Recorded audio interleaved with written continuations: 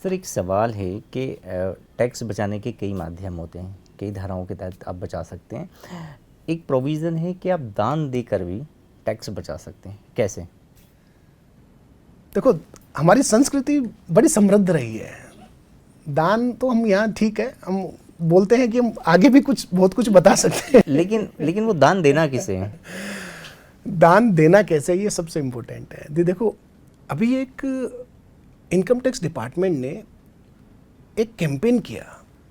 उस कैंपेन के अंदर अब आप चाहे जैसे दो तरीके के यहाँ कैटेगराइज करूँगा। एक तो है पॉलिटिकल डोनेशन आप देते हो, एक है नॉर्मली जब हम मंदिर में जाते हैं, वैष्णो देवी के मंदिर में गए, हमारे आसपास कोई ऐसे मंदिर बने हुए हैं जिन्होंने अपने आप को रजिस्टर करवा रखा है एटीजी के अंदर, तो दो क्लासिफिकेशन हुए। अब आता हूँ पॉलिटिकल पार्टी पे। पॉलिटिकल पार्टी को आप देते हो, कई बार क्या है, लोगों के बहकावे में कि भैया टैक्स बच जाएगा, आप पॉलिटिकल पार्टी को दीजिए और देखो मोडस ऑपरेंडी फिर वापस ले लीजिए। हम कभी भी इस चीज़ को मोटिवेट नहीं करते, क्योंकि ये प्लानिंग नहीं है, ये इवेजन है। तो वो आप बच कर रहिए, क्योंकि आपको कई लोग मिलेंगे कि भैया हम आपका टैक्स बचा देंगे, ऐसा कर देंगे, तो आप सावधानी से काम करें।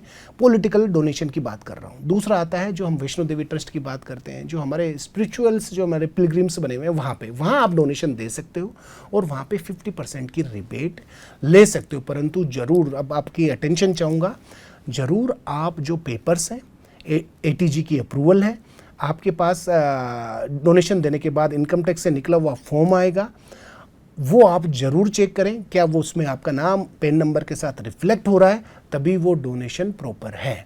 अदरवाइज़ आपने डोनेशन दिया और पता लगा वो फ्रॉड था, तो ना केवल आपका टैक्स लगेगा, टैक्स पे 100 से 200% पेनल्टी और 100% इंटरेस्ट। यानी अगर आपने 10 लाख का डोनेशन दिया तो वो 10 लाख बराबर हो गए, कुछ नहीं मिलने वाला। यानी दान बड़े सावधानी से देना है।